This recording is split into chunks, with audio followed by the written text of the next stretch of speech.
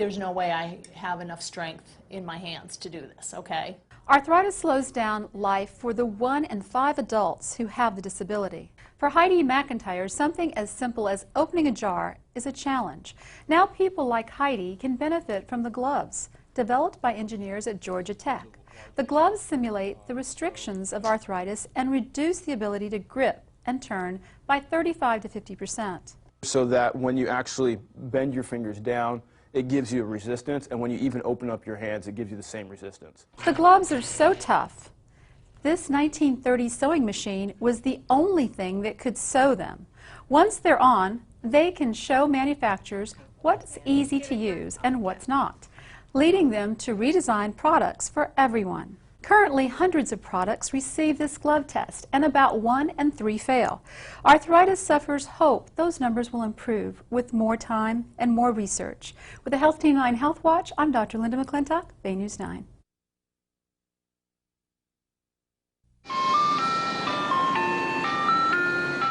Robert Nelson enjoys his ice cream with new enthusiasm. Less than a week ago, he had brain surgery. Surgeons at St. John's Health Center in California actually went through his eyebrow to remove his tumor. It's a sort of small, very focused approach that allows us to get right to where we want to go. The procedure involves making a cut along the eyebrow, giving the surgeon access to the base of the skull. He went under the frontal lobe to get to the tumor. The scan on the left shows Robert's tumor before surgery. It's 95 to 98% smaller than the scan on the right. The procedure is called eyebrow craniotomy, and most patients don't need follow-up radiation. Recovery time is only 2 to 3 days, much shorter than traditional surgery. There is also a decreased risk of meningitis and leaking spinal fluids. Robert will undergo MRIs every 3 months for 2 years to make sure the tumor is completely gone. With the Health Team 9 Health Watch, I'm Dr. Linda McClintock, Bay News 9. Elizabeth Glatzel lost her first child, Lily Grace, to sudden unexplained death syndrome.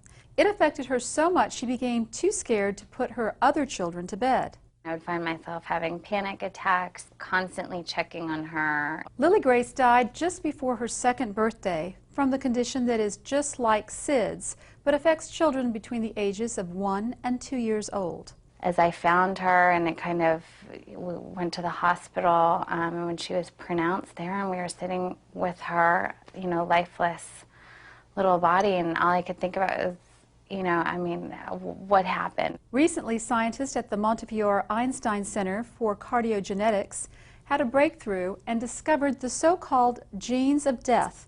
They say the gene forms a defective protein and causes an electrical problem in the heart and leads to sudden death. This problem explains about 1 in 3 deaths in babies younger than 1, and more than half of the deaths in babies younger than 2. Families can get their DNA tested. If a defect is found, there is a medication. If a baby has the gene, it can receive the medicine before it's born. Researchers are still looking for the other genes that might explain the rest of these cases, and they say they hope to find the crack of the entire genetic code of SIDS within the next 5 years. With the Health Team 9 Health Watch, I'm Dr. Linda McClintock, Bay News 9. The diet industry is a $40 billion a year business, but the only numbers you really need to pay attention to are the calories you take in and the energy you put out. To help reduce your caloric intake, try these tips. Remember to sit during meals. A new study shows those who sit take in 200 less calories while eating than those who stand. Try shopping online. The University of Connecticut says that reduces the amount of fatty foods in your pantry by 38%. This may be true because you're not up close to the food, tempted by its smell and look.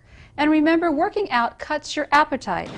British researchers found 60 minutes on the treadmill increases the hormone PYY, which suppresses appetite.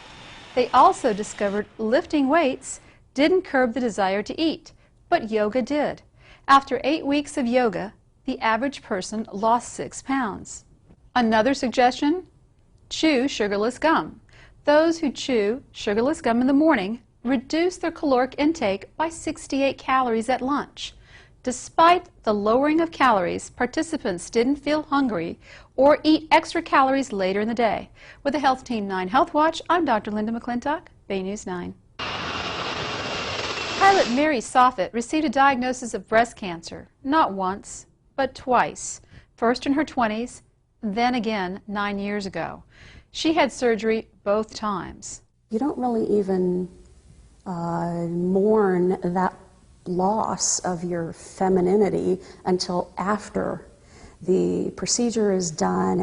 She is now trying implant-free breast reconstruction surgery.